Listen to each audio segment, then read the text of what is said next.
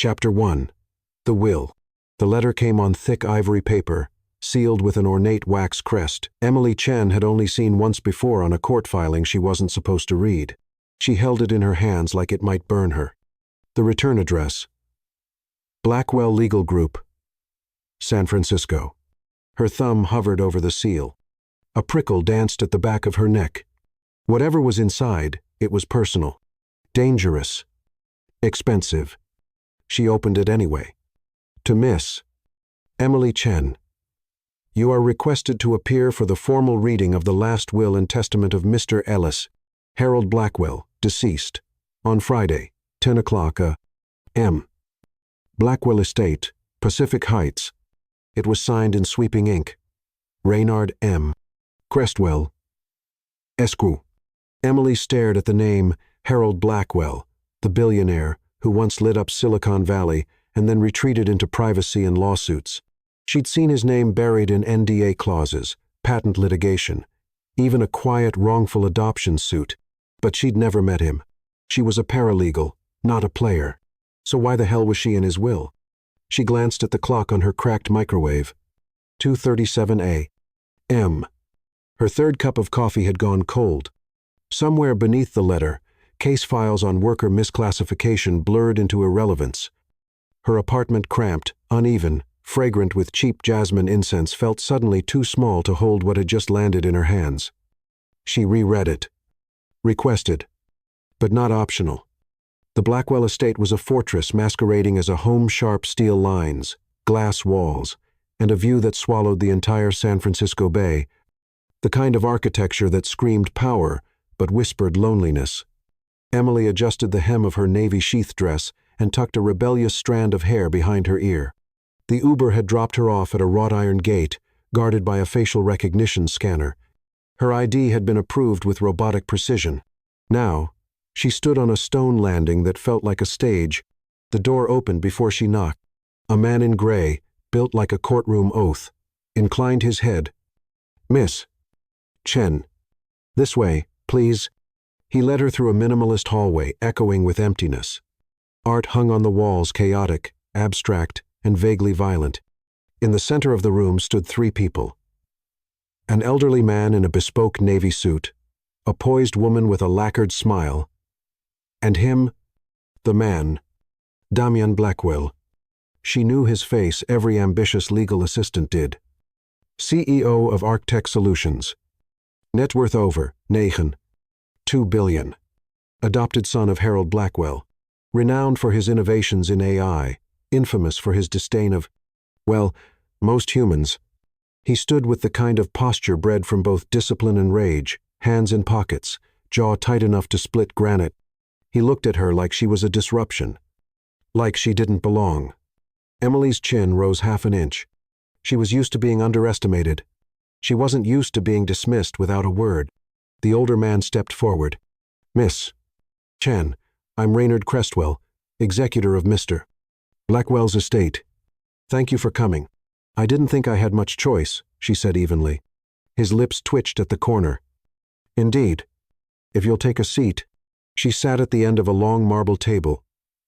Facing the window, the sunlight bounced off the water like fractured glass. I'll be brief, Raynard began, opening a folder. Mr. Blackwell's final will is straightforward in terms of bequests, charities, endowments, property. But there is one significant personal directive. He cleared his throat. To Miss Emily Chen, Mr. Blackwell leaves a trust totaling $500 million, contingent upon a single condition. Emily's breath caught. That she reside within the Blackwell estate for 90 consecutive days, beginning immediately, alongside Mr. Damian Blackwell. The silence cracked like a gunshot. Emily's hands curled on the table. I'm sorry, what? Damian stepped forward, voice like sharpened obsidian. You, he said, eyes narrowing. You're the one. Her spine stiffened.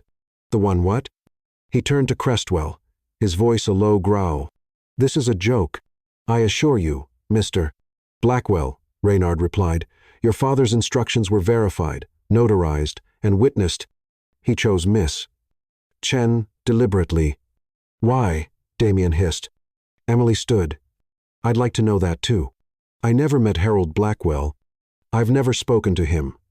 You were named in his final days, Reynard said. Specifically, you once submitted legal research for a class action claim against one of his subsidiaries. That was public record, Emily said. I wasn't even the lead researcher. Nevertheless, he followed your work. Emily's stomach twisted. A dead man she never met had studied her. And now his son looked ready to have her thrown out a window. I'm not a pawn, she said. Damien's lip curled. You're a clause. She turned to him fully now. And what are you? The bitter footnote? For a beat, no one spoke. Then Reynard cleared his throat. Should either party vacate the estate before the 90-day term is complete, the funds will be redistributed. Miss Chen's trust will dissolve, and Mr. Blackwell will forfeit his remaining shares in Arctech. Emily's world reeled. A stranger's fortune. A clause she didn't write. A man who looked at her like war, and 90 days in a house that felt like a mausoleum. She turned to Damien. Looks like we're roommates. His smile didn't reach his eyes. This isn't over, he said quietly. No, Emily replied. It's just beginning. The door clicked shut behind Emily, with a sound too final to be anything but metaphor. Her heels echoed down the silent corridor as the butler who had yet to offer his name escorted her to the east wing of the mansion. It felt less like being welcomed into a home, more like being processed through security. Past the glass atrium, metal sculptures twisted in agonized forms. The walls were all brutal geometry and clean lines.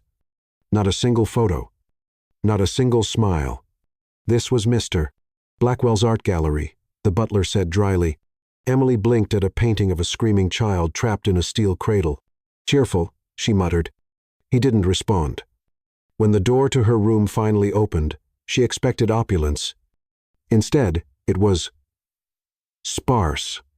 Expensive, yes, mid-century minimalist furniture, cashmere throw, walnut accents, but it felt as impersonal as a hotel suite, with the warmth surgically removed. She walked to the floor-to-ceiling window. San Francisco sprawled beneath her like a glitch in reality. Even the fog looked gentrified from up here. Dinner is at 7, the butler said, in the solarium. She turned. Will he be there? I imagine so. Emily raised an eyebrow. That sounded more like a threat than a confirmation. He didn't flinch. Mr. Blackwell does not appreciate unpredictability. I live for it, she said under her breath. The door shut behind him. She dropped her bag and exhaled for the first time since reading the letter. Her hand trembled as she reached for her phone. No signal. She stepped onto the balcony. A sleek gray dome perched discreetly on the edge. Signal jammer. Of course, a gilded cage. High-tech, high-gloss. And her name was on the lock. Emily found the solarium by instinct more than signage. The house was a maze of glass and hidden doors. The air was warmer here, tinged with basil and lemon. Vines curled up the glass panels, dappling the room in green and gold. Damien stood at the far end of the long dining table, pouring wine. He didn't look up. Pinot Noir or poisoned Cabernet? She asked dryly. He handed her a glass without expression. You think you're funny. I think I'm trapped.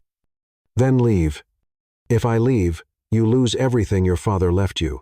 He finally looked at her. Eyes like black opals, polished, impenetrable, beautiful in the way blades are beautiful. I don't care about the inheritance. No, she said, taking a slow sip, but you care about Arctech. A flicker. Small, but real. She pressed. It's not about the money, is it? It's about control. Legacy. Making sure Harold Blackwell's last chess move doesn't checkmate you. He leaned against the table, arms folded. You don't know anything about me. Yet here we are, housemates by clause.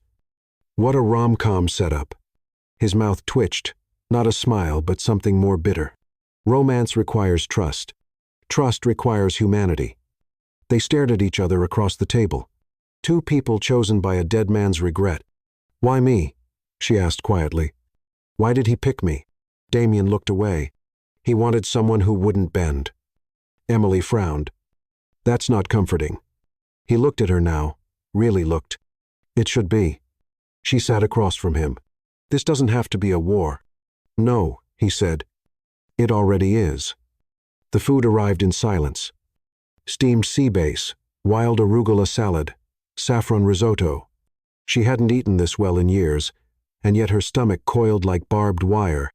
Damien barely touched his plate. Don't like fish? She asked. He sipped his wine. Don't like sharing meals with strangers. Emily picked up her fork. Give it a week. I'll start to haunt you like a friendly ghost. He glanced at her, something unreadable flashing across his face. You're not what I expected. Because I'm not grateful to be bought? No. His voice dropped. Because you're not afraid. A strange chill moved through her. She didn't answer. Later that night, Emily paced the cold floors of her room barefoot, a legal pad in hand. She made columns. Assets. Risks. Leverage. She was trained to think in precedent and logic, but nothing about this situation obeyed precedent. An estranged tech heir. A dead billionaire with guilt to spare. A manipulative ex-wife still lurking in the margins. And her abandoned at age 5, bounced through 3 foster homes, clawed her way to NYU on scholarships, and nights spent shelving books in libraries no one visited. She hadn't fought this hard for stability, just to be thrown into a psychological experiment wrapped in a will. Her gaze fell on a painting above the dresser, dark strokes of oil on canvas. An angular woman walking alone through a city made of glass. She didn't know why, but it made her throat ache. She turned off the light. Damien sat in the surveillance room 3 floors below, watching her on the split screen. She didn't know about the cameras. She would. He'd have to disclose them legally. But not tonight. Not yet. On screen, she moved with an edge of tension, like a blade pressed just close enough to draw skin but not blood. Every gesture tight. Contained. Alert. He admired it. He hated it. She reminded him of someone before the silence set in, before his father's love twisted into performance and contracts. Why her? He muttered aloud. The security AI didn't answer. He leaned back in the leather chair, eyes narrowing. She wasn't a threat. Yet. But trust was a myth. Even the most innocent faces hid something, especially the ones who didn't ask for money but accepted it anyway. Chapter 2. The Mansion Clause. Emily woke to the scent of rosemary and scorched metal. For a heartbeat, she forgot where she was. The ceiling above her was too high, too smooth, the air too still. No creaking radiator, no honking Mission Street noise bleeding through single-pane glass. Just engineered silence. Then she remembered. The clause. The mansion. Damien Blackwell. She sat up slowly, the silk sheets slithering off her like they resented her body's presence. She didn't blame them. The house was eerily still. No voices. No footsteps. Just the hum of smart thermostats recalibrating her existence, a temporary tenant in someone else's grief. She found the kitchen, if it could be called that. It was part spaceship, part showroom. The refrigerator had no handles. The stove looked like a touchscreen, and the espresso machine blinked at her with robotic judgment. She muttered, "You're not my mother," and jabbed a few buttons until something brown and steaming emerged. Footsteps approached bare, not heavy. She turned, halfway expecting a robot butler. It was Damien. He was barefoot, wearing gray drawstring pants and a black t-shirt that somehow made him look more dangerous, not less. Air must. Eyes alert, but unreadable. They stared at each other, like predators unsure if they were in each other's territory. "You're up early," he said. "I don't sleep well in palaces." He opened a cabinet with a flick, poured himself a glass of water. She waited for him to offer a greeting, a truce, maybe even a thank you for not packing her bags in the middle of the night. Nothing. "So," she said, leaning against the counter, "is there a user manual for this house? Or do I just shout at the walls and hope for the best?" "You'll figure it out." "How generous." He glanced at her then. "Why are you really here?" "I told you. I got the letter. I followed instructions. No one does that without an agenda." She smiled, razor sharp. "Then maybe I'm your worst-case scenario, someone who actually plays by the rules. Rules are just lies we agree on. That sounds like something a man with too many lawyers says before ruining a pension plan. His mouth twitched almost a grin. Almost. After breakfast, or more accurately, a standoff disguised as a domestic ritual, Emily explored. The house was both beautiful and brutal. Rooms flowed into one another with cold symmetry, art carefully curated to project both taste and emptiness. Paintings of fractured families, sculptures made of broken mirrors, one massive installation of charred piano keys hanging from the ceiling in chains. The east wing was hers. The west, his. In the center, an atrium of steel and glass served as neutral ground. She found the library by accident, drawn by the smell of old pages and varnished leather. Tall shelves towered around her. A spiral staircase beckoned upward to a catwalk of forgotten knowledge. It wasn't cozy, it was curated. But it called to her anyway. She settled into a cracked leather armchair and pulled out her notepad. 90 days. She needed a plan. Emotional distance. Tactical observation. Maybe some reconnaissance. She didn't trust Damien Blackwell, but trust had never been a survival tool in her life. Later that afternoon, a ping on the internal speaker startled her.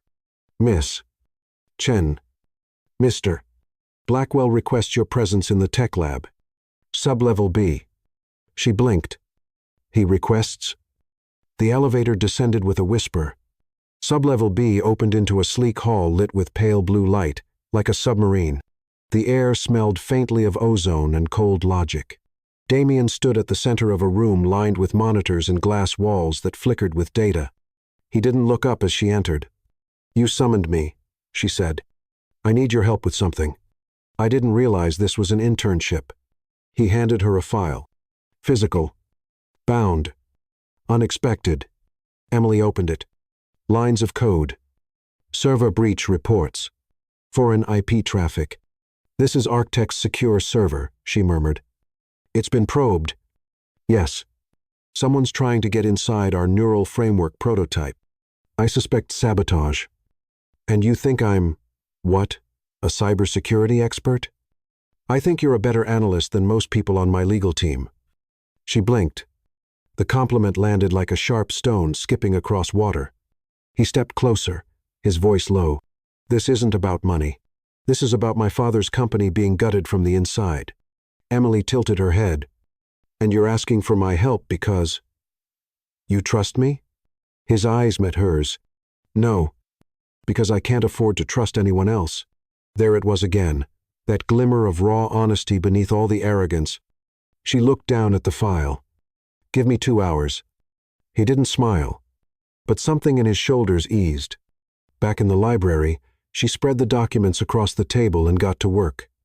It was familiar, this rhythm, analyzing patterns, identifying inconsistencies, tracing ghosts through the data. But this wasn't just research. This was war. And for the first time, she realized she wanted to win it. Not for the money. Not even for Damien. But because someone out there thought they could use her as collateral, and Emily Chen didn't lose.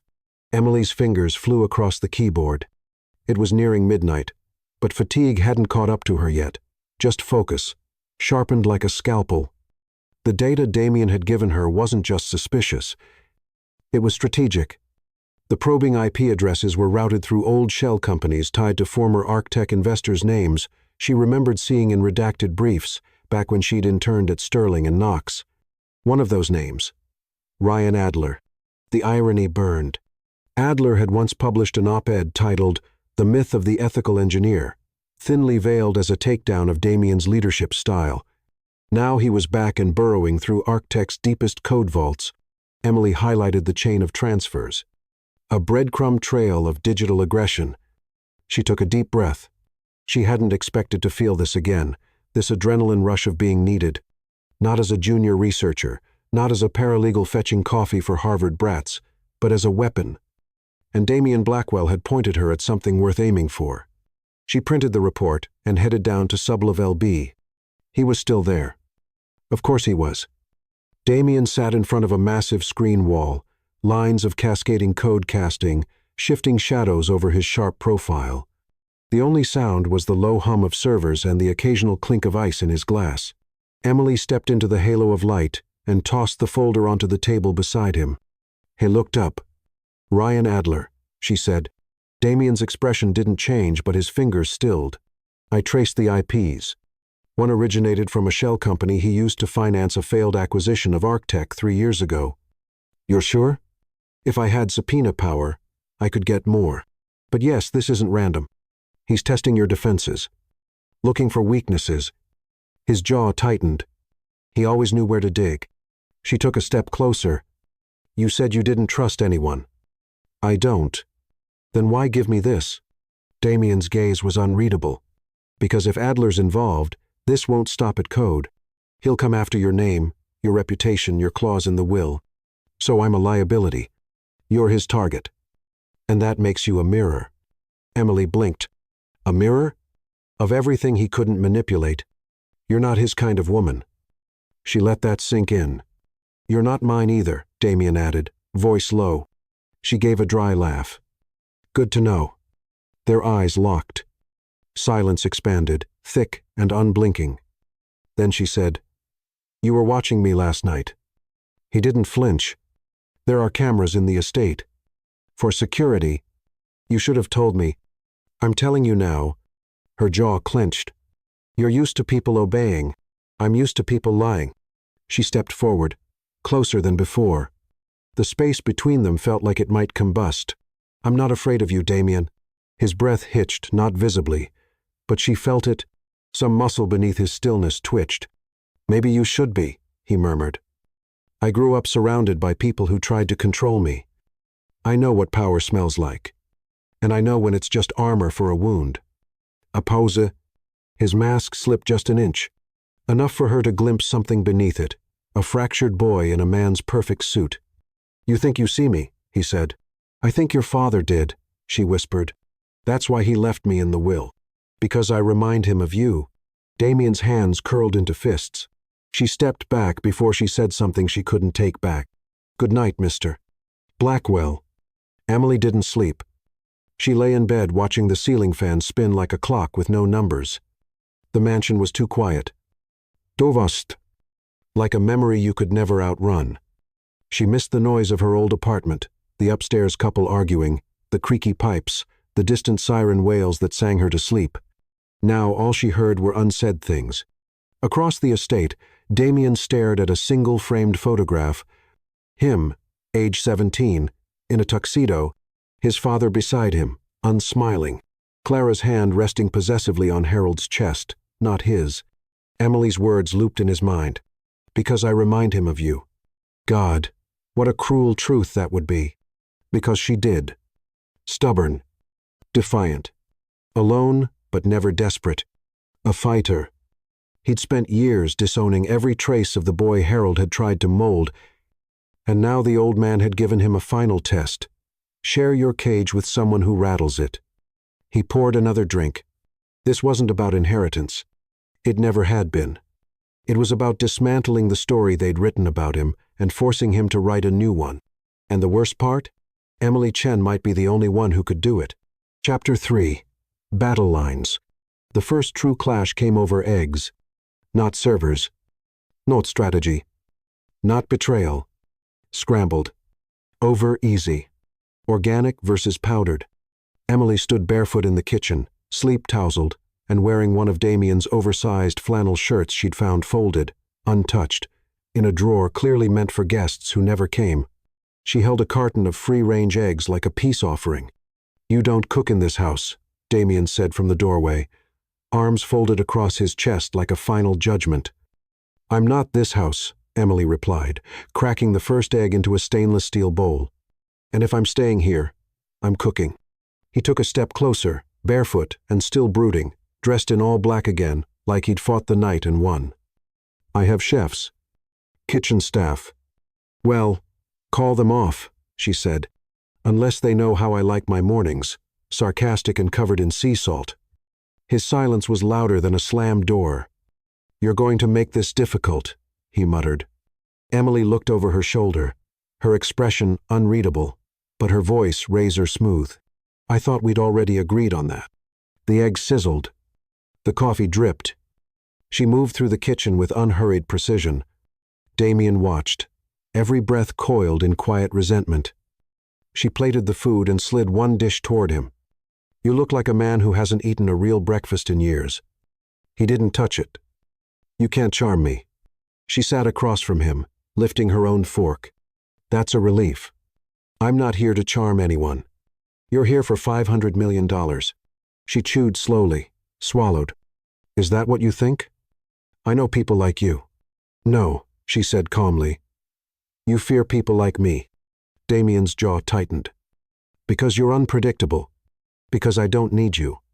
The words hung there.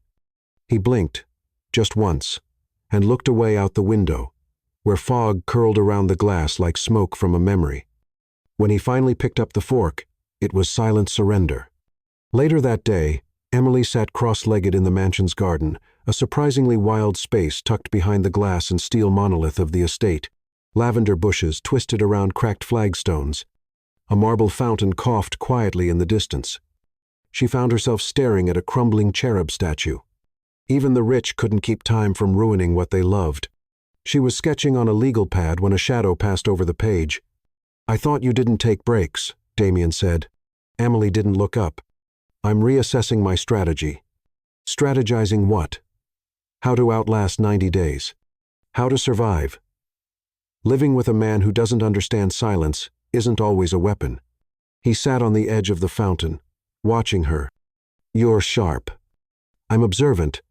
He nodded, slow. "You've built walls. Reinforced with iron. Don't bother." His voice dropped. "I wasn't planning to climb them." "Good," she said, eyes still on her pad. "I'm not a rescue mission." Hours passed. They worked in separate wings, orbiting each other like twin planets, gravity keeping them from colliding until dinner. The butler had set the table for two. Again, Emily arrived first, now in a sleek burgundy wrap dress that made her look like a legal brief come to life. Elegant, lethal, definitive. Damien followed minutes later, still in his usual monochrome armor, but his expression had softened just slightly. Enough to be noticed, enough to be dangerous. They ate in silence for 10 minutes before he finally said, "Why do you hate me?" She paused, fork midway to her mouth. "I don't hate you. You resent me." She sighed, placing her silverware down deliberately. "I resent the assumption that I should be grateful to be here. I resent that my name is tied to yours without consent. I resent that you think money erases the need for decency." He leaned back. "And yet you stayed." "I stay because I earned the right to. Not because I need permission from the son of a man I never met." The tension was so thick, it had a pulse. Damien stood. "Enjoy your inheritance, Miss Cho." "Chen." She rose too. "Enjoy your self-pity, Mr. Blackwell." They walked away from the table in opposite directions, but the fire they left behind burned hotter than anything either of them dared admit. That night, Emily lay awake, not from anxiety but from awareness. She could feel him, his presence, his movements across the house, like a second heartbeat.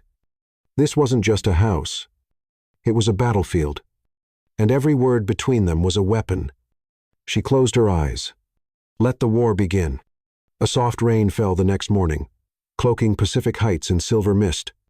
The mansion's glass panels wept with condensation, and Emily stood at the window, sipping black coffee from a handmade ceramic mug she'd found hidden in a forgotten cabinet.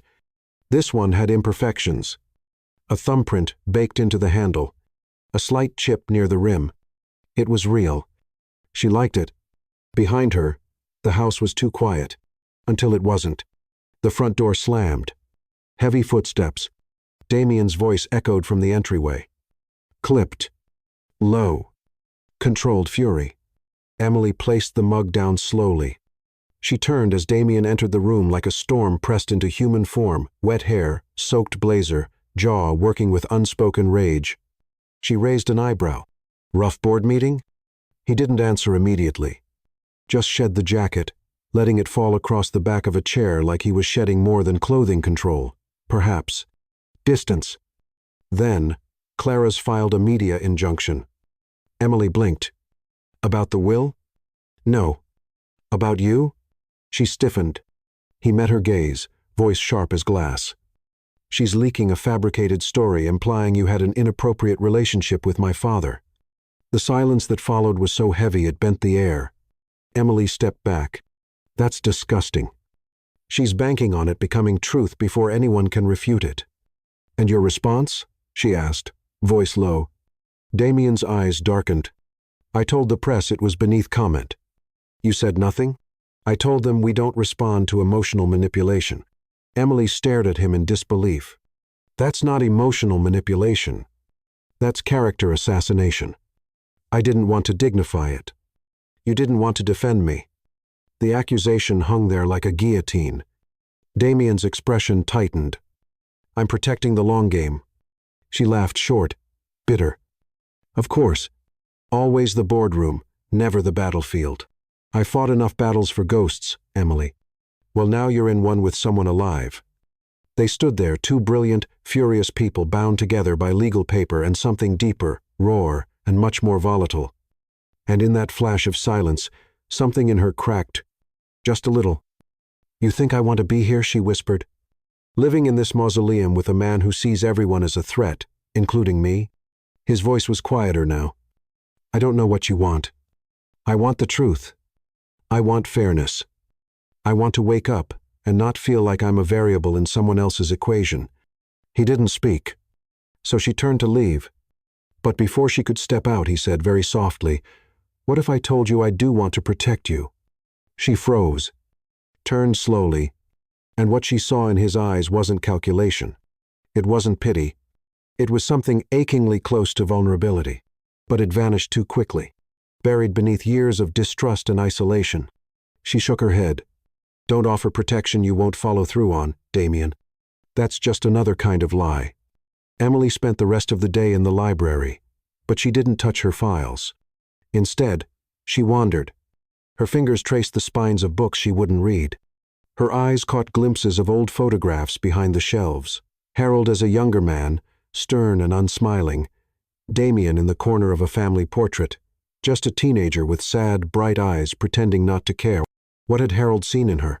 Why had he picked her? She thought of the photo she'd burned years ago, her birth mother, blurry and smiling, waving from a payphone booth outside a Chinatown bodega, a mother who'd promised she'd come back and never did.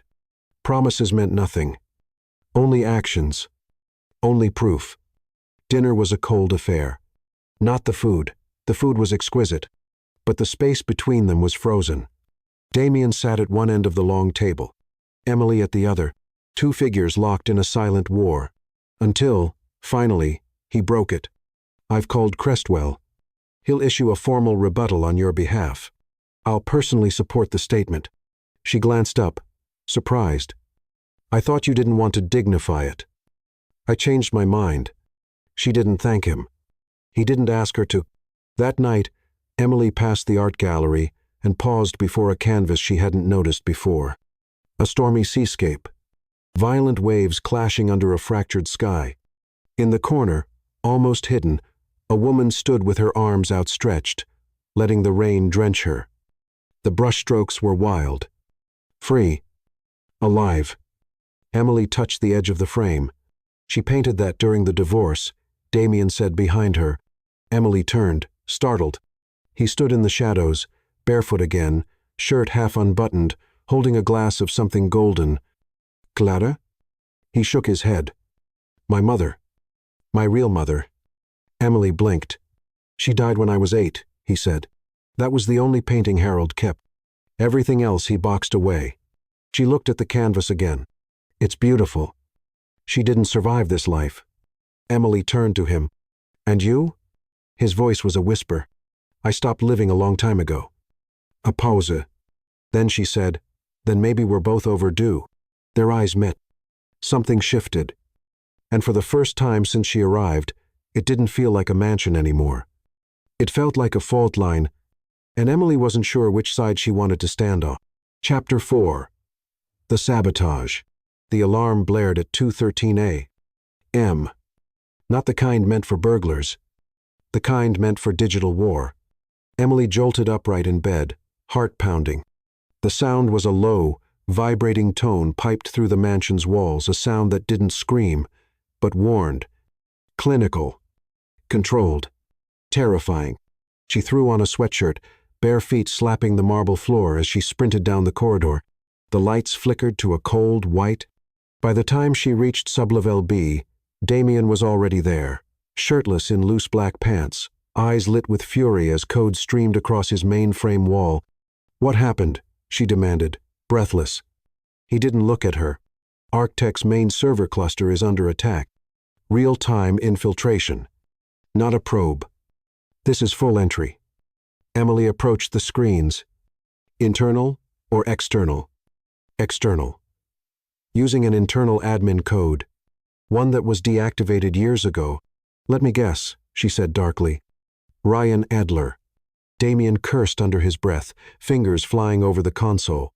He had help. This code belonged to one of our old ethics advisors. Died in 2019. Then someone has access to dead men's keys.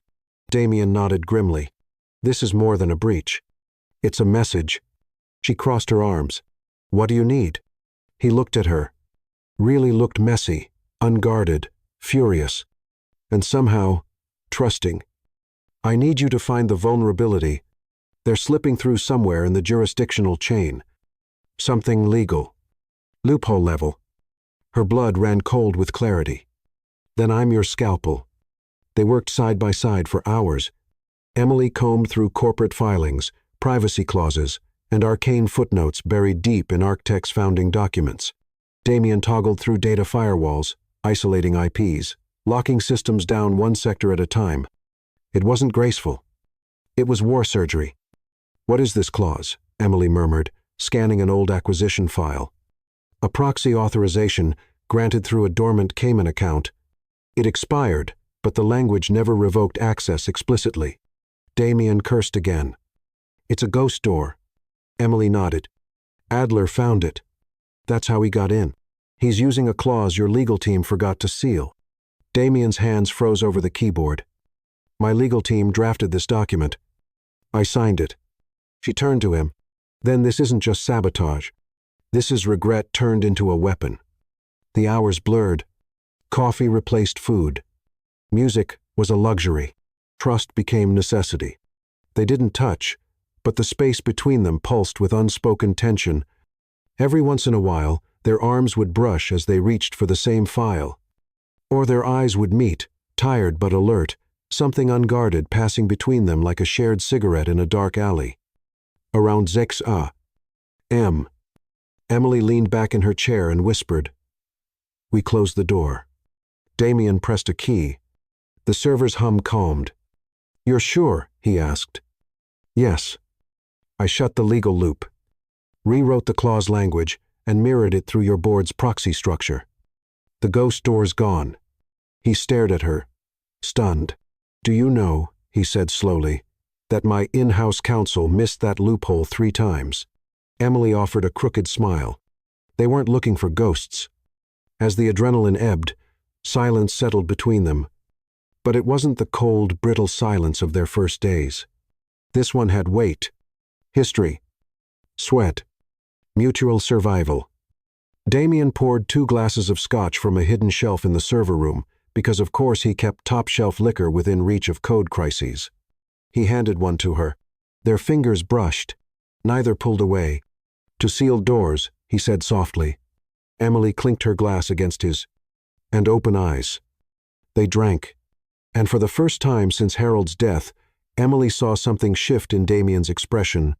Not pain. Not rage. Recognition. Of her. Of them. Of whatever this alliance had become in the middle of the night, forged not by choice, but necessity, and maybe, just maybe, by something neither of them was ready to name. An hour later, they stood at the edge of the rooftop garden, watching the city wake beneath a steel-gray sky.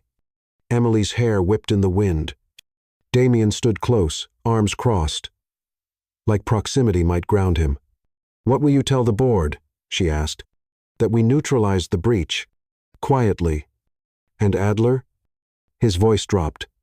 "He doesn't get a second chance." Emily nodded. "You really would burn the world down to protect what's yours, wouldn't you?" He turned his gaze to her. "You're mine now too, aren't you?" The words weren't soft. They weren't even kind. But they were honest, and they were his truth. Emily met his stare. Then, unexpectedly, she smiled. Just a little. Because yes, for better or worse, war or alliance, passion or ruin, she was in this. With him. By noon, the storm outside had passed, but something between them hadn't. Emily walked the hallways with a subtle charge in her step. The mansion no longer felt like an enemy. It felt like an arena where she'd just won her first round. But more than that, something had shifted. The way Damien looked at her, not as an intrusion but as an equal, maybe even an accomplice. And that was dangerous. Because Emily didn't want to feel things. Not here. Not for him. Not for a man who still built his heart out of algorithms. But desire didn't wait for logic. It slithered through locked doors and quiet glances. And that morning, after the sabotage, it had crept into the silence between two people who had no business needing each other. Emily retreated to the art gallery, the only place in the house where she could hear her own thoughts. She stood before the seascape painting of Damien's mother again, the one where the woman stood in the storm, arms open. Now, Emily understood it. It wasn't surrender. It was defiance. Let the rain come. Let it soak everything. But she would not be moved. You remind me of her. Damien's voice, soft behind her. Emily didn't turn. Because I'm stubborn? No, he said. Because when the sky falls, you don't flinch. She glanced over her shoulder. He was in the doorway, a small bandage across his hand from an earlier cabinet injury. He hadn't even mentioned it. You okay? She asked, nodding toward it. Fine. Some doors fight back. Maybe they're not ready to be opened. He stepped closer. She turned fully, facing him. There was no script for what passed between them now. Damien's eyes searched hers, hungry, uncertain, like a man standing at the edge of something vast and irreversible. Then, Emily, I need to ask you something. Ask. When you read the clause, when you realized what living here would mean, why didn't you run? She didn't look away. Because I'm tired of running from the things that scare me. His breath hitched. Do I scare you? He asked. Yes, she said softly. But not in the way you think. That broke something in him. And for the first time, he stepped into her space, not with dominance, but surrender. The kiss happened like a secret slipping between shadows. No declaration, no warning. Just gravity pulling two broken souls toward each other. His hand cupped her jaw, careful at first testing the shape of this new world. Her fingers tangled in his shirt, breath trembling against his, and when their mouths met, it wasn't soft. It was starved. For touch. For truth. For a place to belong. They kissed like they were unraveling the terms of their contract, not in court, but in the sacred silence of skin and heat and warmth. Later, they sat on the floor of the solarium, backs against the glass, sun pouring through the ceiling. Emily traced circles on her knee with a fingertip, unsure what to say now that everything had changed. Damien finally spoke. You're not a clause to me anymore. She looked at him. You never were, he added. Emily nodded. Then don't make me one again. A pause. Then he whispered, don't disappear. She turned toward him. Why would I? Because I've learned that anything I want eventually leaves. Her chest ached. She reached over, took his hand. You're not impossible to love, Damien, she said, but you are hard to reach. He let her hold his hand for a long time. Then, so reach me. That night, Emily returned to her suite. The house felt different now, not softer, not safer, but honest. She opened her laptop to check the damage from the sabotage scandal. Her inbox pulsed with polite panic. Subject. Request for comment. Emily Chen. Named in Arctech breach. From Natalie Breyer, The Washington Law Review. We understand you may be linked to internal events involving the Arctech cyber breach and have recently taken residence in Harold Blackwell's estate. Do you have any statement regarding your role or intentions regarding the late Mr.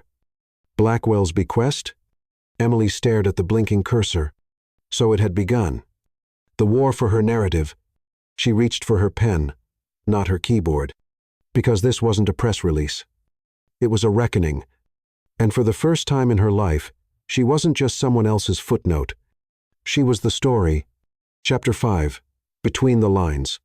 The morning after the kiss, the mansion held its breath. No alarms. No legal landmines. No whispered threats from the past. Just Emily Chen, barefoot in the library, her fingers trailing the spines of books she hadn't yet opened. Her body still hummed with the memory of Damien's mouth on hers, his hands, firm and trembling, as if he'd been holding back for years. And now? Now he'd disappeared. No word. No message. No footsteps echoing in the marble corridors. Typical. Men like Damien didn't fall. They calculated descent like risk portfolios quietly, privately, until denial turned to ruin. She sank into the cracked leather chair with a sigh, the one that groaned like it had been waiting for her. On the end table sat a journal handwritten, leather-bound, and unsigned. She flipped it open, recognizing the precise, impatient script, Harold Blackwell's journal. A loose sheet had been tucked inside. As she opened it, one line caught her breath. I built empires because I could not build love. I left my son surrounded by machines. When what he needed was a man, Emily's throat tightened. She flipped to another entry. The girl Chen. She reminds me of a version of myself I buried. Sharp. Uncompromising. Alone. Perhaps she will be the storm that scrubs him clean. She closed the journal gently, like it might break if handled too harshly. No wonder Damien was furious. This inheritance wasn't money, it was memory, retribution, and manipulation dressed as redemption. And she was the unwitting catalyst. Damien stood at the edge of the reflecting pool in the inner courtyard, blazer abandoned, tie loosened, his bare feet damp from dew. The koi swam beneath glassy water, orange flashes like bleeding secrets. He hadn't spoken to Emily since the kiss, not because he regretted it, but because he didn't know what to do with it. She was a threat not just to his empire, or the clauses carved into Harold's legacy, but to the isolation he'd spent years perfecting. She'd cracked it. With honesty, with steel-laced gentleness, with that look in her eyes that said, "I see you," even when you don't want to be seen. He heard her approach before he saw her. She said nothing, just stood beside him, arms folded. A full minute passed. Finally, he asked, "Did he write about you?" She nodded. "He called me a storm." Damien exhaled something like a laugh. He loved metaphors. He thought they made up for the things he couldn't say plainly. A pause. Then, "Did he ever apologize?" Damien stared at the water. "He gave me companies. Land. Board seats. But never words." Emily looked over. "You'd trade all of it for one sentence, wouldn't you?" He didn't answer. Didn't need to. They worked in quiet harmony the rest of the afternoon. Emily reviewed ethics filings. Damien sat nearby, sketching out revisions to Architect's internal firewall flow, a hybrid model based on something Emily had suggested during the sabotage crisis. She noticed, but didn't comment. Instead, she made tea, brought it to him, left it without a word. Later, he passed her a plate of fruit. Their fingers touched. This time, she didn't pull away. That evening, he invited her to the rooftop. The city sparkled below like circuitry, a grid of dreams and bankruptcies. "I always imagined I'd sell this place," he said, handing her a glass of wine. "And now?" He hesitated. "Now I'm not sure what it is. A home? A mausoleum?" She sipped the wine. "A battleground. A museum. A map. A map to what?" "To whoever you're becoming." He looked at her. "And who was that?" She turned, stepping into him, her voice low. "Someone I might actually trust." Damien swallowed hard. "You shouldn't." Too late. He didn't kiss her this time, but the way his hand found her waist and lingered felt even more intimate, like a promise. They stood there until the wind picked up, until the glass fogged behind them, until neither of them could pretend they hadn't changed. At 3:00 a.m., Emily couldn't sleep. Too much stillness, too many thoughts. She wandered the mansion barefoot, the marble cool beneath her soles, the moonlight pouring in like liquid silver through cathedral-sized windows. She found herself drawn to the west wing. Damien sighed. She paused outside his office, the door slightly ajar, light flickering low from within. Curiosity wasn't her weakness. It was her method. She pushed gently. Inside, the room was a collision of contradictions. Sleek tech glowed softly from multiple monitors, but above the fireplace hung a weathered oil painting, nothing abstract or ironic this time. Just a boy on a dock, watching a boat drift away. Emily stepped closer. A small photo frame sat nearby, dusty, almost hidden. Damien and Harold. Damien as a child, maybe 6, in a bow tie 2 sizes too big, his expression tight. Harold's hand rested on his shoulder, but the gesture was stiff, more ownership than affection. Emily touched the edge of the frame. Not out of sentiment. Out of comprehension. This wasn't a house. It was a living archive of unresolved love. And then his voice behind her. "I always hated that painting." Emily turned slowly. Damien stood in the doorway, barefoot again, black shirt clinging to his frame like shadows. His expression wasn't angry, just tired. "It's not a bad painting," she said softly. "It's a lie," he replied. "The boat never came back." She stepped toward him, but the boy stayed. Damien's yaw clenched. He didn't have a choice. "Neither did I," she murmured. "Not when Harold decided I was part of his redemption arc." He looked at her, something dark and glinting behind his eyes. "Are you angry?" "Yes," she said honestly. "Because I didn't ask for this. Because every time I feel like I've earned ground, someone reminds me it's borrowed." Silence. Then with a whisper, "Not borrowed. Shared." Emily blinked. He stepped closer. "I know what it feels like," he said, "to be a placeholder. A symbol. A convenient lit." She exhaled. "And yet, here we are, living someone else's story." "No," Damien said. "Not anymore." And just like that, she saw it, that flicker in him. The part not built from steel and silence. The part made of ash and grief, but warm.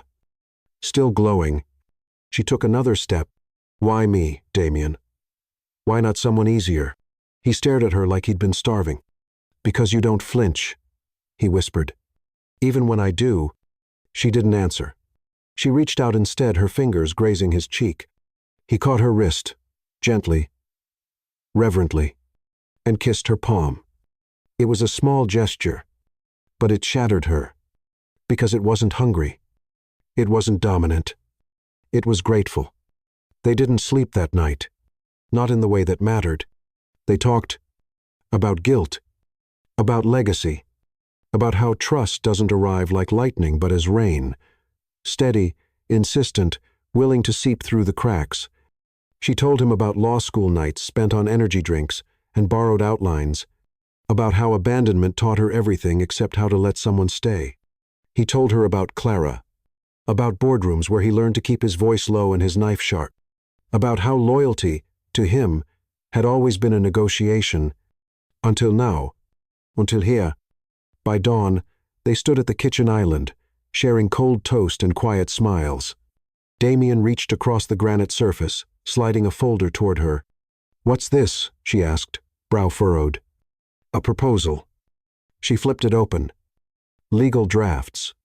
Rough but well organized. A foundation. A real one. The Blackwell Initiative, he said. Joint ownership. Legal aid, tech literacy, startup microgrants for underrepresented communities.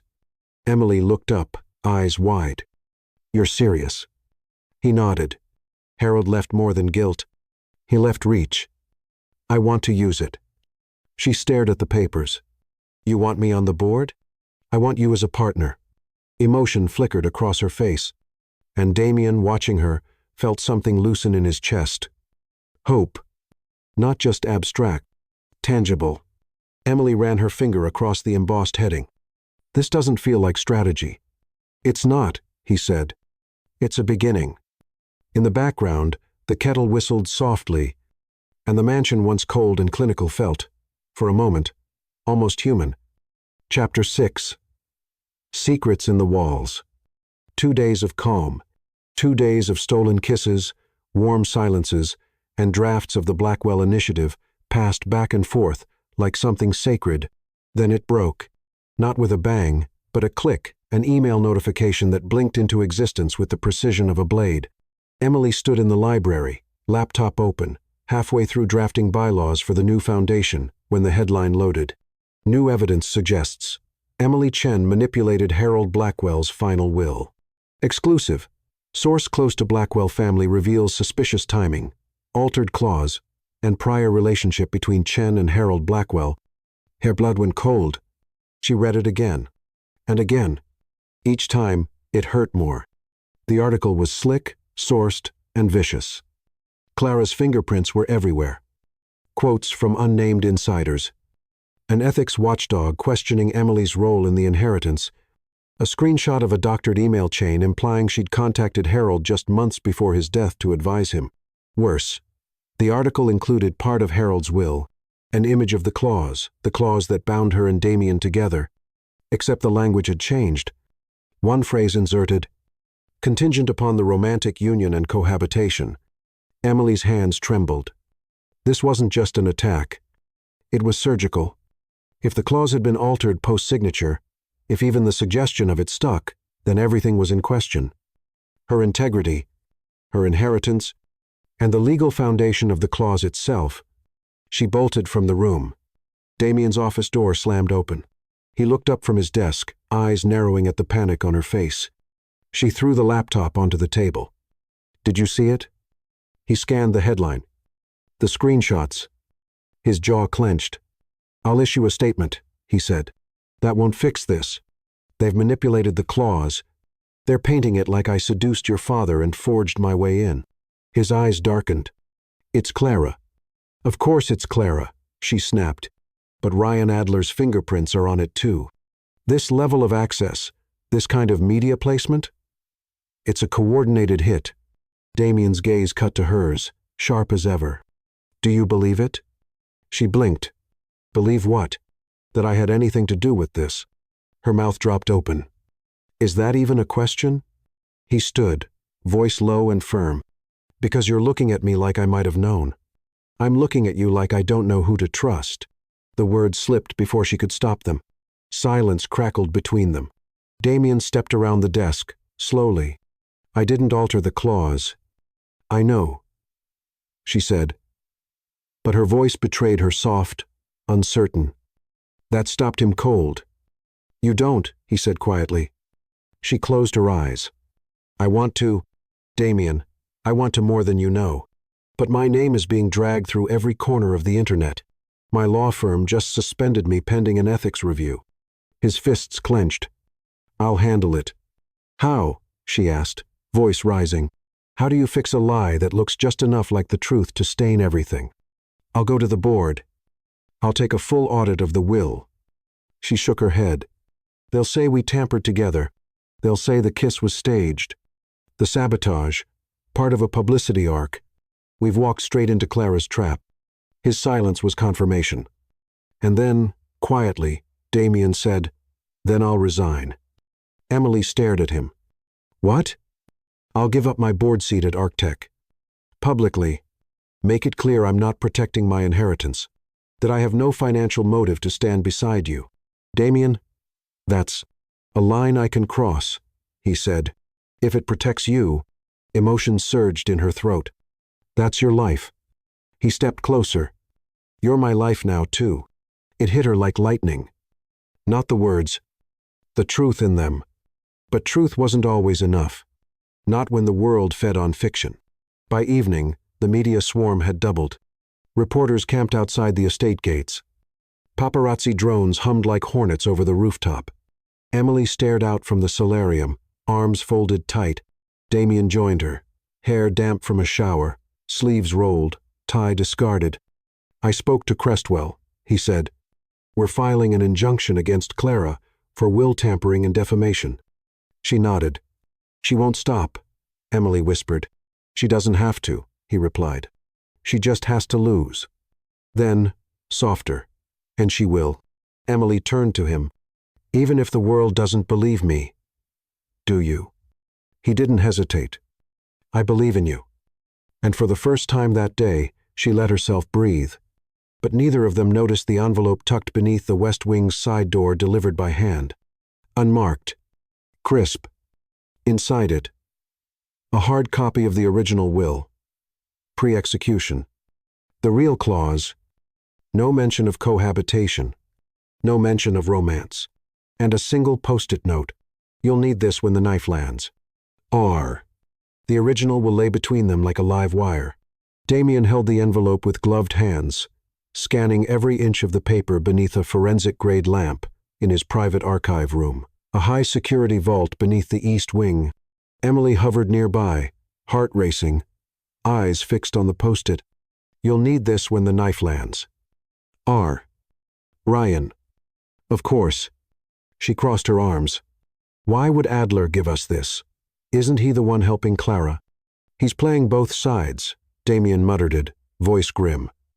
He wants chaos, not Clara. He wants control of Arctech and this? This is leverage. He's warning us and threatening us at the same time. Emily frowned. So he proves the clause was forged, makes Clara look unstable, and then swoops in as the White Knight who saves your legacy. And destroys both of us in the process, Damien said. You as the liar. Me as the fool who protected you. Emily sat on the edge of the table, silent for a long moment. We could leak this. He looked up. And make the war public? She shrugged. It already is. If I don't defend myself, I lose my license. My name becomes a punchline in law school ethics seminars. Damien watched her. Her posture was tight, composed, but her eyes were glassed with fury and restraint. He stood, slowly, walked over and touched her hand. She didn't pull away. I don't care about optics anymore, he said. I care about you. She looked up, and for once, she didn't try to fill the silence. She let it hold them. Warm. Whole. By morning, they had a plan. Crestwell would review the will in secret, verifying the pre-execution version against the forged one. A digital trail had already been traced. Emily, with help from a young Arctech developer she'd befriended over midnight coffee, confirmed a backdated insertion into the server by an IP address linked to Clara's private legal team. It was elegant and damning. But until it could go public, they had to hold their ground. Emily took to the media strategically. She filmed a short statement in the solarium, lit by natural light, wearing no makeup, dressed plainly. Her voice was calm. Unapologetic. I never asked Harold Blackwell for anything. I never expected anything. But I will not allow a false narrative to destroy my name. The clause was manipulated. The evidence exists. And I won't be silenced by power games designed to intimidate a woman who refused to be bought. It went viral within hours. So did the backlash. Half the internet crowned her a scam artist with a pretty face and dangerous mind. The other half called her the future of ethical law. But for Emily, it wasn't about fame or pity. It was about ownership. Of her story. Her name. Her part in Harold's twisted redemption arc. That evening, Damien found her in the garden, crouched beside a lavender bush, hands dirty, sleeves rolled. You're gardening? He asked, surprised. She smirked. I needed something I could control. He knelt beside her. You're brilliant, you know. She gave him a sideways glance. I like it better when you say I'm impossible. You're both. They sat there for a while in the dirt, the scent of soil and crushed leaves thick in the air. The world beyond the walls spun in chaos. But here it was just them. And something growing. Something real. Inside, Clara Vance was watching the interview on a 70-inch screen in her penthouse suite, teeth clenched around a glass of bourbon. She's good, Ryan Adler said from the leather couch. Clara turned slowly. You sent them the will. I preserved it, he said evenly. I gave you every chance to keep this quiet. You chose war. Clara's voice was venom. You think I care about consequences? I think you care about winning, Ryan said. And you're not. Not anymore. Clara Rossi. You think she's a threat to me? No, Ryan replied, picking up his coat.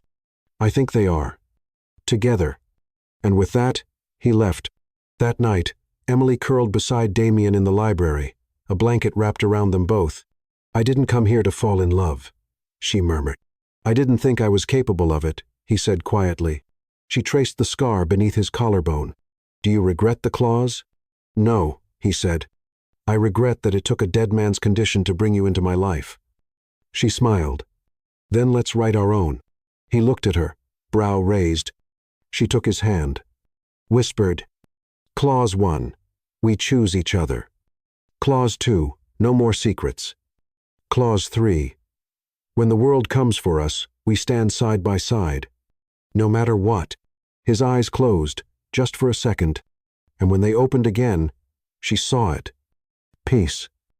The kind only found in the space between war and surrender. Chapter 7. The Undoing. The summons came at dawn. A red-sealed envelope. Officiel. Delivered by hand. Emily stared at it on the marble countertop, coffee cooling beside her, untouched. Her fingers hovered above the flap like it might bite. Damien entered the kitchen, his expression tight. "It's from Clara's legal team." She nodded without looking up. "Defamation suit?" "Worse," he said grimly. "She's contesting the will. She's petitioning to have the entire document declared invalid on the basis of undue influence and mental incompetence." And Emily's stomach flipped. "She's trying to erase the will itself," she murmured. "Which would erase me." He didn't answer. He didn't need to, because that was the move they'd been dreading. The nuclear option. Damien paced the kitchen like a panther in a cage. "She has no evidence. The medical reports on Harold were clear. No cognitive decline. No coercion." He wrote every clause in his own hand, and the execution was witnessed and certified. "She's not aiming to win," Emily said. "She's aiming to drown us in process.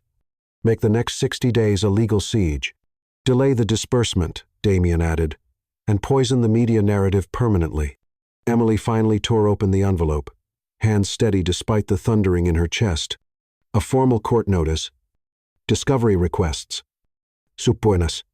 Including one demanding a full review of her communications with Harold, even though there were none. "She's going to accuse me of hiding correspondence," Emily said. "Of destroying documents. And accuse me of orchestrating the entire thing with you," Damien said. "Of using my father's guilt to funnel money into your hands." Emily looked up at him. "What do we do?" His jaw flexed. "We fight." That afternoon, Damien stood before the Arctech board in a private session. 12 executives, half of whom had once called Harold Blackwell, both genius and tyrant. Damien wore no tie. Just a black suit, open collar, eyes sharp and calm. "I'm stepping down as CEO," he said, voice even. Gasps echoed. One board member dropped their pen. "Effective immediately," he added. The board chair, a woman named Elena Strauss, narrowed her eyes. "On whose advice?" "Mine," Damien said. "My presence here has become a liability. To the company. To the legacy. I'll retain my shares, but I'm appointing Meera Patel as interim CEO." Elena blinked. "This is abrupt." "It's strategic," Damien replied. "Arctech is bigger than me, and I won't let it be dragged through Clara Vance's ego war." No one spoke for a long moment. Then, "And what of Emily Chen?" one man asked. "Will she be removed from the public foundation proposal?" Damien looked at him squarely. "Emily stays. The foundation moves forward. But she's a risk." "She's my partner," he said flatly. "In every way that matters." That ended the conversation. Emily watched the press conference from the solarium, the video feed streaming from her laptop. Damien stood before a wall of cameras, his expression unreadable, every word measured. "Effective today, I am stepping down from Arctech to protect the integrity of both my father's legacy and our corporate mission." This decision was not forced. It was chosen, because the truth doesn't always roar. Sometimes it just steps away. The reporters exploded with questions. One shouted Emily's name. "Damien Post." "Emily Chen has never manipulated anyone," he said. "Least of all my father. She was his final act of clarity. And mine." Emily's throat tightened. The reporter pressed. "Are you in a romantic relationship with her?" Damien met the camera's gaze. Unflinching. Yes, he said. I am. And it's the only part of this story I refuse to apologize for. When he returned to the estate, he found her waiting by the koi pond. She rose from the bench slowly. You didn't have to resign. I did, he said, so that no one could accuse me of choosing between you and the company. They already had my hands now, they don't get my spine. She stepped closer. That was your life. You're my life now. The words were simple, clean, final, and terrifying, because they were true. That night, Clara Vance made a rare television appearance. In tailored white, every hair in place, she wept delicately into a tissue on primetime news.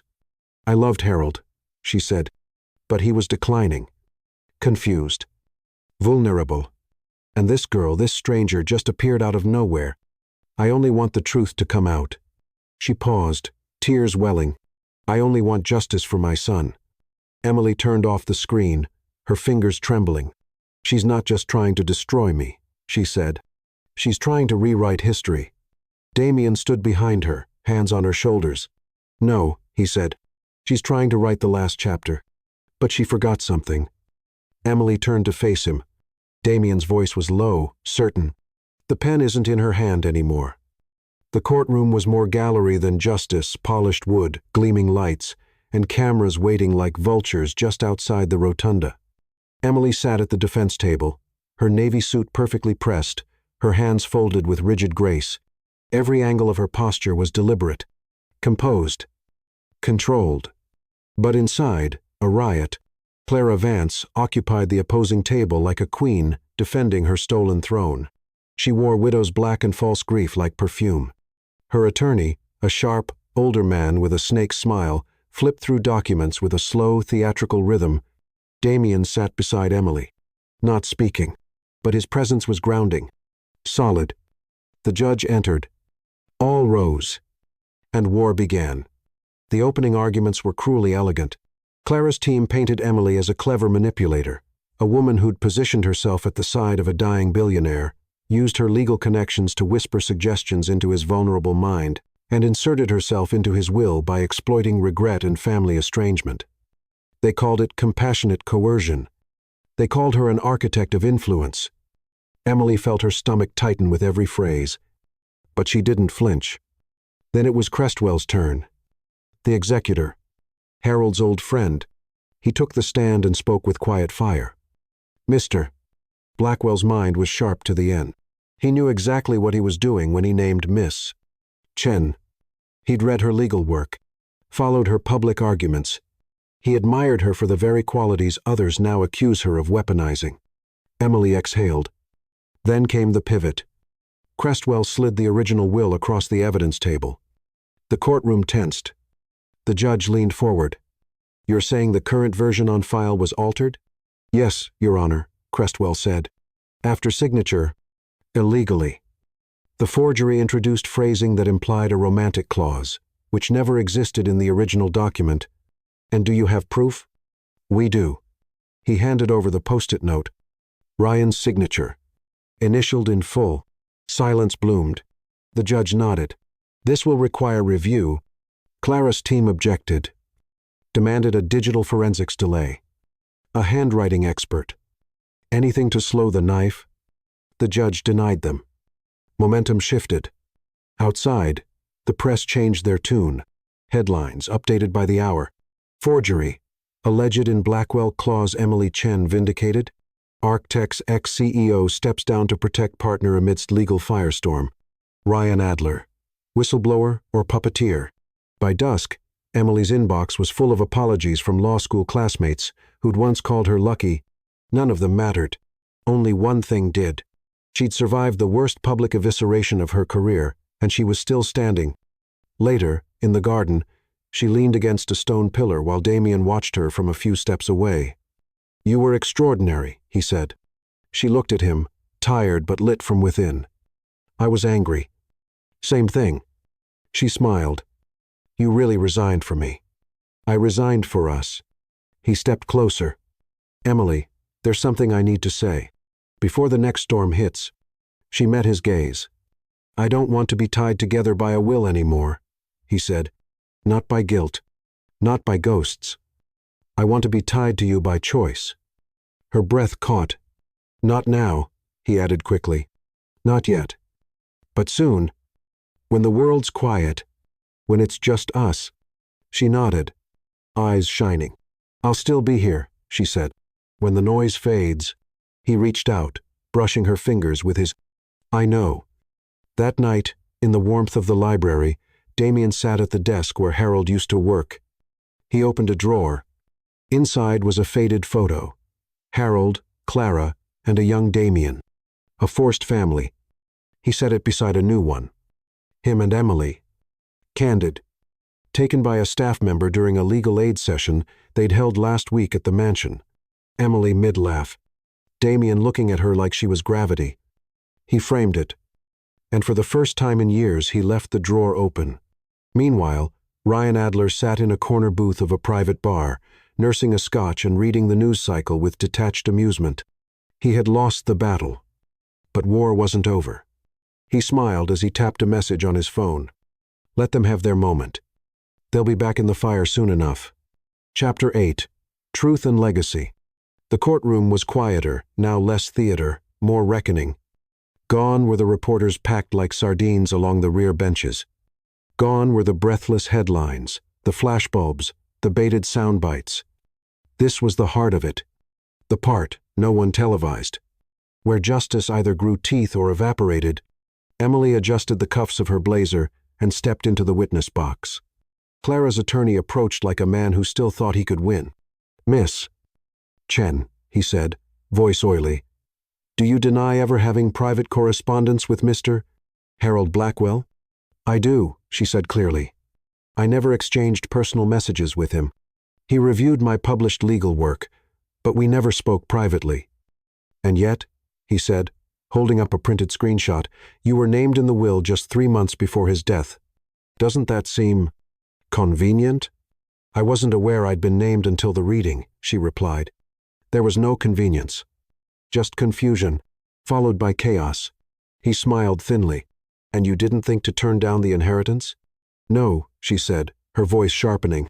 Because I hadn't done anything wrong. The attorney walked a slow circle around the box. You're not a licensed attorney, are you? No, she replied. I'm a certified paralegal, with 6 years of litigation experience. But no formal law degree. No bar exam? Not yet, she said, though I suspect I've passed more moral tests than most attorneys in this room. The judge glanced up with a flicker of amusement. The attorney frowned. I have no further questions, he said, retreating stiffly. Crestwell rose for redirect. Miss Chen, he asked, when you first read the clause tying your inheritance to Damien Blackwell, what was your reaction? Disbelief, she said simply.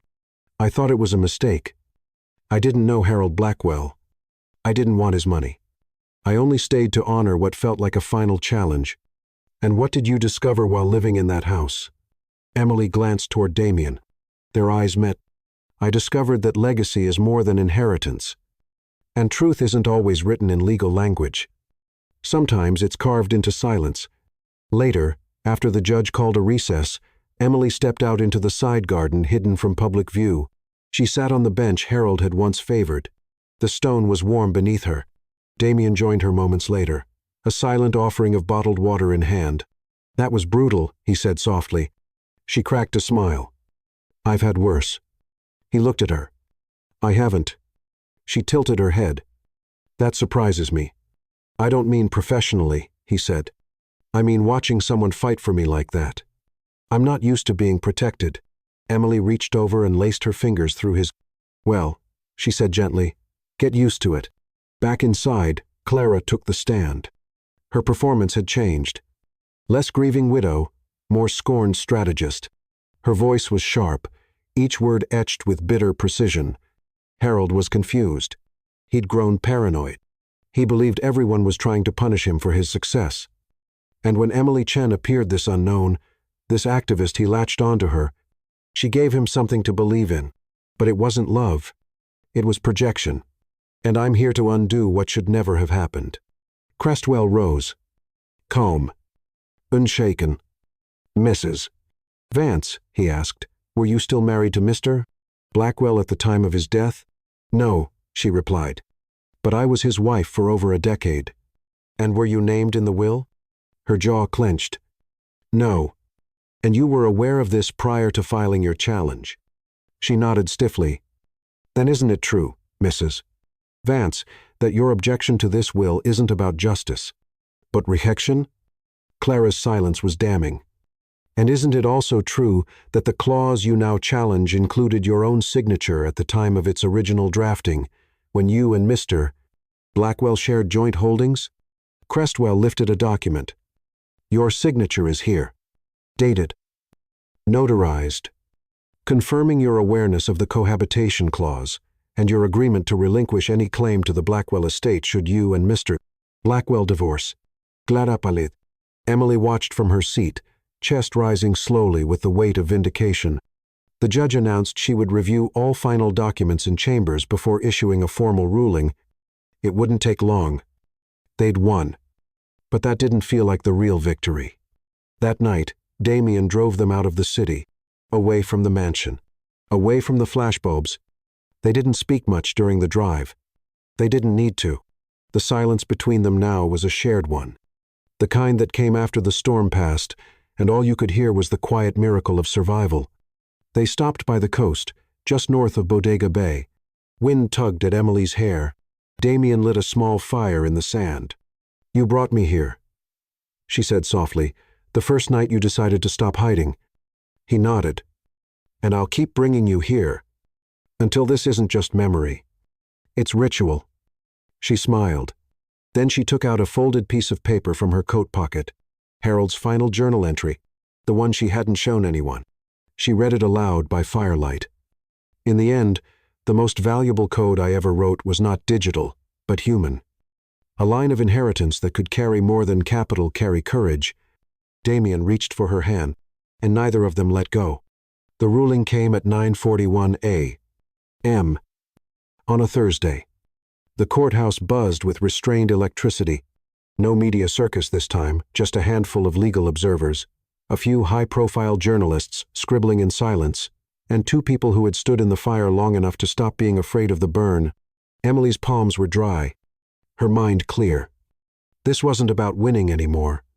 It was about release. Judge Henley entered briskly, glasses low on her nose, face unreadable. She wasted no time.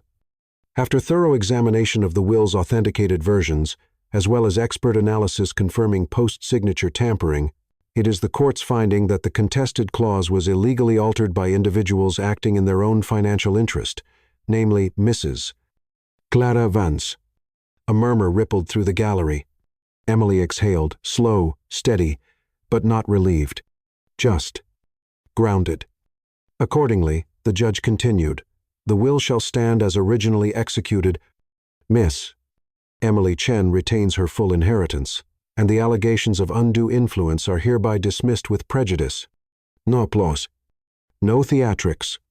Just the sound of truth landing where it was meant to. The gavel struck once, crisp and final. It was over. Clara didn't meet Emily's gaze as she passed in the hallway. Her eyes were glassy, her mouth set in stone. Not rage, not even grief, just emptiness. She paused as she drew parallel to them and spoke without turning her head. You were his mistake. Emily didn't flinch. No. I was his repair. Clara's jaw twitched, and then she walked away, her heels echoing into irrelevance. Outside, a soft fog hugged the courthouse steps. Damien slid his hand into Emily's as they descended together, the cameras clicking softly at a distance, no longer hunting blood, just catching history. At the base of the steps, Crestwell waited with two envelopes. He handed one to each of them. For you, he said, smiling at Emily. And for what you're going to build. Inside the envelope, the finalized release of funds from the Blackwell estate, $500 million, transferred to the trust Emily now controlled. She stared at it for a long moment, then quietly said, I want the first disbursement to go toward building the foundation. Damien raised an eyebrow. Even before the house? She nodded. Especially before the house. The Blackwell Justice Initiative launched that spring. Its first campaign. free legal aid clinics in underserved communities across California. Its second, AI-powered document literacy tools for people who had never read a contract in their lives. At the ribbon cutting, Emily stood in front of a wall painted with the initiative's mission. Above it, Harold's final words were etched into steel. Legacy means nothing if it doesn't protect someone else's future. Damien watched from the crowd, arms crossed, pride clear in the curve of his jaw. After the speeches, he joined her in the break room, where she was removing her heels and replacing them with flats. "You look terrifyingly competent," he said. She grinned. "Don't sound so surprised." "I'm not. I just wish Harold could see you." Emily paused, then said, "He does. In you." Damien blinked, caught off guard. "You keep your promises," she said, "even when no one's watching. That's his better side." Damien looked at her for a long moment, then handed her a small velvet box. Emily froze. "Is this?" "Relax," he smirked. "It's not that box. Not yet." Inside, a vintage fountain pen, black lacquer, gold trim, engraved with a single phrase, Clause 0. Before the contract, there was trust. Emily ran her thumb over the engraving, eyes soft. "You're going to ruin me," she whispered. "No," Damien said. "I'm just going to keep showing up." That evening, they returned to the mansion, not as tenants of a dead man's will, not as inheritors of someone else's feud, but as something entirely new. Emily wandered the hallway and paused outside Harold's old study. It was untouched, dusty, still. She opened the door slowly, stepped inside, and turned on the light. On the wall opposite the desk, she saw something she'd never noticed before. A large abstract painting, red and black strokes wild, fractured, chaotic. But as she moved closer, she saw what lay beneath the brushstrokes. A letter, visible only at certain angles, painted over, but preserved in relief. Handwritten. She read it slowly. "To my son. I taught you power. She will teach you grace. Please let her." Emily stepped back, heart hammering. Then she turned and left, closing the door behind her like she was sealing a chapter for good. Downstairs, Damien had already opened a bottle of wine. No celebration. No toast. Just 2 glasses and an open window. She joined him on the terrace. They didn't say anything for a while. Then Damien spoke, voice low. "Are you happy?" Emily turned toward him. "I'm whole," she said. He nodded. "Good." "Are you?" she asked. He looked out over the glittering cityscape, then back at her. "You're my clause now," he said. "The only one that matters." And for once, there were no conditions. Only love. The Blackwell estate no longer echoed. There were still glass walls and stone floors, yes, but now, voices moved through the house. Laughter hummed in the corners. Legal interns bustled in and out of the converted East Wing office. And in the south atrium, a mural bloomed, an abstract portrait in swirling gold and indigo, titled Legacy in Motion. Emily stood barefoot on the front steps, watching the first guests arrive for the initiative's inaugural gala. She wasn't wearing armor. She was wearing midnight blue silk, soft waves in her hair, and a quiet confidence that came from surviving something unforgivable and building something better in its place. Damien approached from behind. He looked clean-cut but relaxed, his tuxedo tailored, his usual tension softened by something rare. Ease. "I never thought this place would throw a party," he said, slipping a glass of champagne into her hand. "Neither did I," she replied. "I thought it would just hold ghosts." He smiled. "Now it holds hope." They shared a look steady, certain. Then Damien offered his arm. "Ready to greet the wolves?" She hooked her hand through his elbow. "Let them come."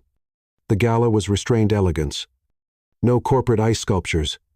No tech demos. Just live jazz, candlelight, and photographs of real people projected behind the speakers, those who had received aid, been defended in court, or launched their own businesses through the initiative's microgrants. The air buzzed with something more potent than wealth. Purpose. Crestwell opened the night with a brief speech, acknowledging Harold's complicated legacy and commending Emily and Damien for what they had turned it into. Then Emily took the stage. She stood beneath the stained glass ceiling, where moonlight spilled like liquid silver across the polished marble floor. When she spoke, she didn't look at her notes. "When I was 17, she began, "someone told me I was too poor, too angry, and too loud to survive the legal world. They weren't wrong about the anger. They were wrong about everything else." A ripple of laughter. "I became a paralegal to fight. I stayed because I realized justice doesn't come from titles, it comes from voices. From action. From access. I never expected an inheritance. What I needed and what I want to give now is something far more enduring." She paused. A second chance. Applause thundered through the hall. Damien watched her from the edge of the room, his expression unreadable, but his eyes burned with something unmistakable, awe. She stepped down and joined him. "You didn't cry," he teased. "I still might," she said. "Give me time." Later that evening, after the speeches and the last round of toasts, Emily slipped away from the crowd and found herself in the old library. Nothing had changed. Same cracked leather chair. Same worn ladder leaning against the shelves. She reached for a book at random and opened it. Inside, tucked between the pages, was a letter, handwritten, folded once, her name on the front. She opened it slowly, recognizing the ink and the impatient scrawl. From Harold. "Emily, if you're reading this, it means you stayed. I suspected you might. You struck me as someone who doesn't flee when things get hard, which means you're either brave or foolish. Likely both. I hope you forgive me. I didn't leave you the money because I thought you needed it. I left it because I did. I needed you to be a mirror for my son. A reckoning. A redemption. A reminder that love isn't earned by control, but by truth. If I chose correctly, he will have already said the words I never could. I see you. And if he hasn't, kick his ass. H." Emily smiled. A real one. Full and slow. Then she folded the letter and slipped it into her dress. Back on the terrace, Damien was waiting with 2 mugs of tea. "You always disappear right when it gets interesting," he said. "I found something." He arched a brow. She handed him the letter. He read it slowly, then quietly said, "He got one thing right." "What?" "You are a mirror." She tilted her head. "And what do you see when you look into me?" He stepped closer, brushing her hair back. "My future," he said. They didn't dance that night. Not formally, at least. But much later, after the guests had gone, after the staff had turned off the lights and locked the doors, Emily turned on the old record player in the solarium. A slow jazz tune filled the room. Damien extended his hand. No cameras. No vows. No audience. Just 2 people who'd survived the fine print of grief and power and rewritten the clause between them into something whole. Emily stepped into his arms, and they danced. The next morning, light spilled lazily into the atrium, dust particles floating like gold secrets. Emily stood barefoot by the window, sipping green tea, wearing Damien's black button-down shirt from the night before. She hadn't meant to stay in his room. She just hadn't meant to leave. Behind her, Damien was still in bed, half awake, arm draped where she'd been. When he stirred, she didn't turn, she just said, "You talk in your sleep."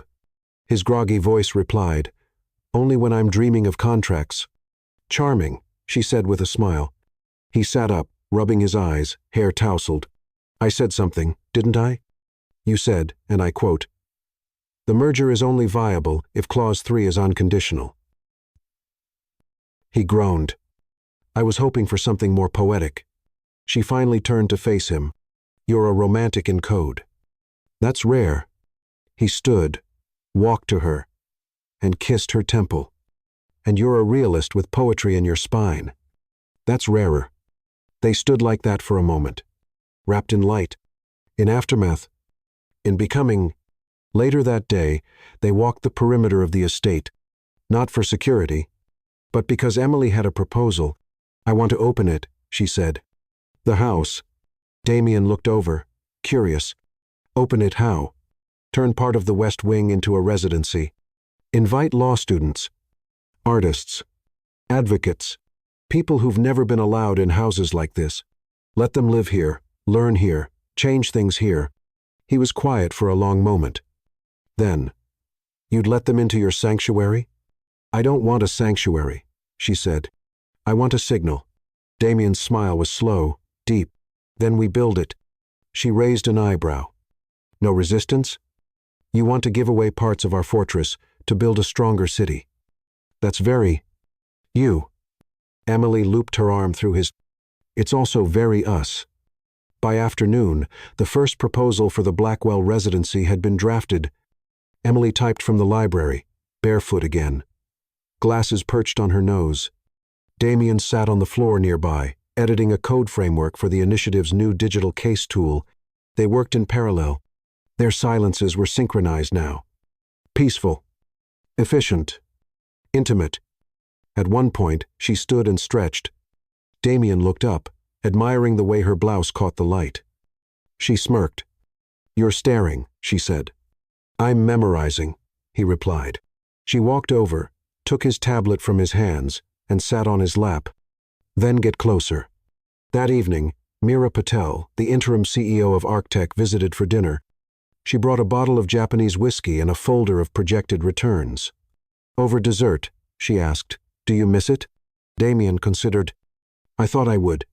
But I don't miss being inside the engine. I like building the road now. Meera smiled. Then let me know if you want to expand the initiative's platform into open-source licensing. There's demand. Emily leaned in. I've already started the IP groundwork. You'll have it by next week. Meera nodded, clearly impressed. You two are terrifying. Emily raised her glass. Only to people who don't read the fine print. After Meera left, they returned to the rooftop garden. The stars were stubbornly faint, dulled by city light, but they found one or two. Damien pulled a folded piece of paper from his pocket. You wrote me something? She asked. He handed it to her. It was a letter. Just a page. Ink smudged slightly where his thumb had pressed too long. Emily, when my father died, I thought his last move would be a punishment. It turned out to be the beginning of everything. You. Us. You're not my claws. You're my cause. You're the reason I believe in rebuilding, in choosing again. If I ever falter, read this. And remember, I am yours without negotiation. Without condition, no signature required. D. Emily folded the letter and held it against her chest. Then whispered, Clause 4. You don't need a signature when your name is already written on someone's future. Damien took her hand. Then let's start writing the rest, he said. Inside, the house had begun to transform. The old West Wing was being prepped for renovation. Architects consulted. Artists commissioned. Application drafted. What once was Harold Blackwell's cold monument to power was becoming a living place of passage, study, and community. In a few short weeks, it would welcome its first residents, but for now, it was still quiet, still holy, and still theirs. That night, Emily climbed into bed beside Damien and whispered into the dark, Do you think he'd be proud of this? Damien thought for a long moment. No, he said softly. He wouldn't understand it. Emily's breath caught. Then Damien added, But he'd want to. She smiled. And let that be enough. Chapter 10. A Home. Finally. Day 90. Emily marked it quietly in her mind as she woke, sunlight stretching across the sheets like golden signatures on parchment. Damien's side of the bed was warm but empty. The scent of coffee drifted from downstairs hazelnut and cinnamon, just the way she liked it. She sat up slowly, not with dread or relief, but a curious stillness. 90 days ago, she'd walked into this house a clause. Today, she remained entirely by choice. She padded barefoot into the hall, passing familiar rooms. The gallery still hummed with Harold's ghosts, though they no longer lingered. The solarium had become a kind of second living room, filled with plants she didn't know the names of but watered religiously. In the library, a new shelf had been installed filled with journals, letters, and framed photos of people who had benefited from the Blackwell Initiative. It wasn't about Harold anymore. It wasn't even about justice. It was about becoming. Downstairs, Damien was in the kitchen, still in pajama pants, making pancakes badly. Emily crossed her arms, amused. You're burning them again. I'm not, he said without turning. They're just caramelized. They're black. I prefer to think of them as emotionally complex. She leaned over his shoulder, kissed his jaw, and reached for the pan. Step aside before you set the house on fire. He relinquished the spatula without protest and watched her with lazy admiration as she took over. You know, he said, we never did talk about what happens today. She glanced at him. You mean the end of the clause?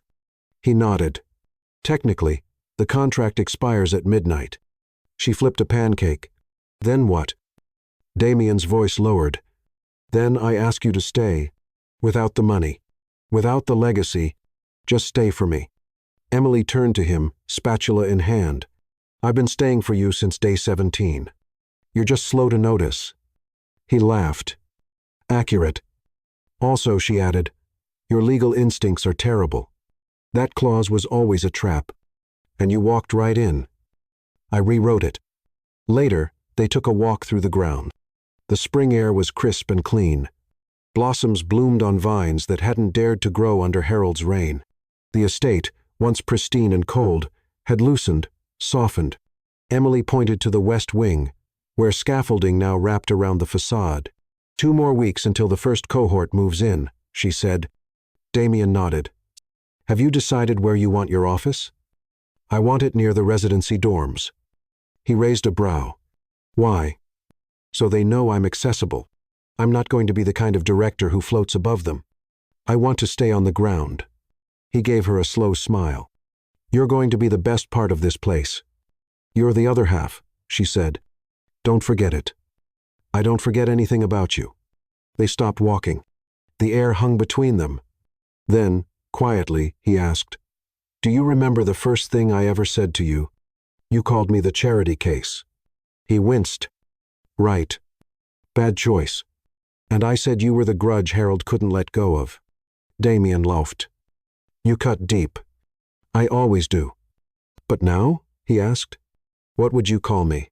She stepped closer, reached for his collar, and whispered, Mine. That evening, the house was quiet again, like it had been on that very first night. But instead of oppressive silence, it was peace. Earned and deserved. They dined on the rooftop under a canopy of fairy lights. Just the two of them. No press. No lawyers. No ghosts. Emily wore a long white dress, not formal, not bridal, but soft, flowing, a kind of declaration that she had finally chosen stillness. After a lifetime of motion, Damien took her hand across the table. I have one last clause to propose, he said. She smirked. You really don't know when to stop, do you? He reached into his jacket pocket and placed a small velvet box on the table. Her breath caught. He opened it. Inside, not a diamond, but a ring carved from obsidian and gold. Simple, elegant, unlike anything on magazine covers. He didn't kneel. He didn't recite. He just said, Stay. Emily looked at the ring, then at him. No clause? She teased. No fine print? Just one, he said. Whatever we build it side by side. She picked up the ring, slid it on. Then let's start now. As the stars emerged, they lay side by side on the rooftop lounge chairs, wrapped in a blanket, her head on his chest, and somewhere deep inside the mansion, the final page of Harold's will turned to dust, because his clause had been fulfilled. But their story was just beginning. 3 months later, the Blackwell estate no longer whispered legacy, it sang transformation. The West Wing had opened its doors to the first cohort of residents. Law students from underrepresented communities now wandered the hallways where billion-dollar contracts were once signed. Artists painted in what used to be the cold, angular atrium. Interns worked late into the night in the library, curled in the same leather chairs Emily had once cried in, fought in, healed in. It was alive now. Because of her, Emily stood before the new sign in the front courtyard. The Blackwell Initiative campus, her name etched below in bronze, beside Damien's, but this time the order had been reversed. Chen, Blackwell, alphabetical, intentional. She smiled to herself. Inside, she walked the halls, a clipboard in hand. She wore jeans and flats, her ID badge slung around her neck. The director now, but never distant. She passed through the open door of one of the seminar rooms and paused.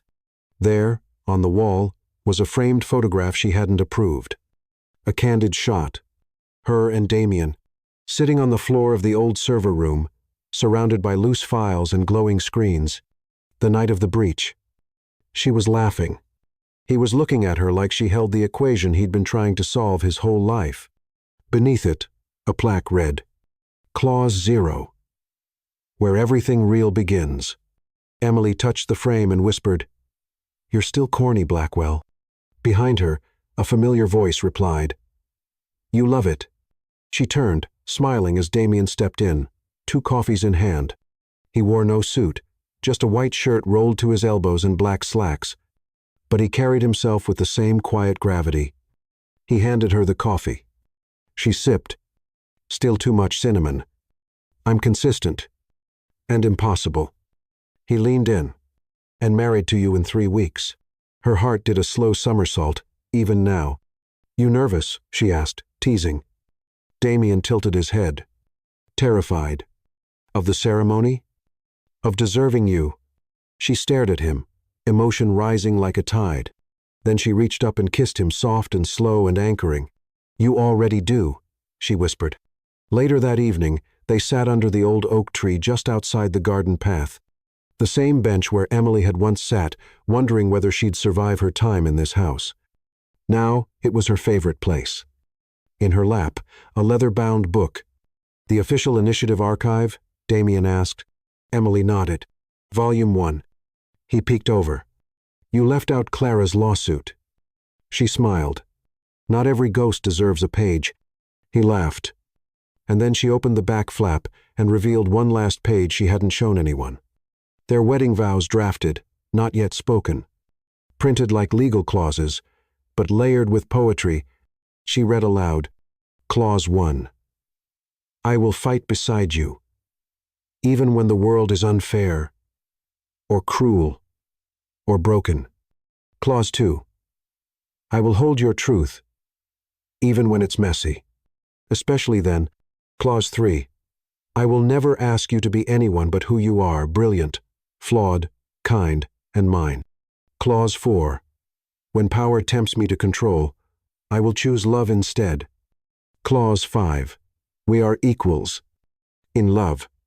In war. In everything that matters." Clause 6. "There is no expiry date. No forfeiture clause. No renegotiation." Clause 7. "We stay." Damien swallowed. His voice caught. "Clause 8, he asked softly. Emily looked up, smiled. Clause 8. "We begin again. Every day. Together."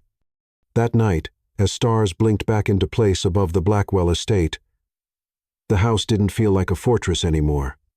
It felt like a story, still unfolding, not one written by power or wealth or legacy, but by choice, by partnership, by love, the kind that doesn't demand a contract because it honors a vow written deeper than law. A home, finally,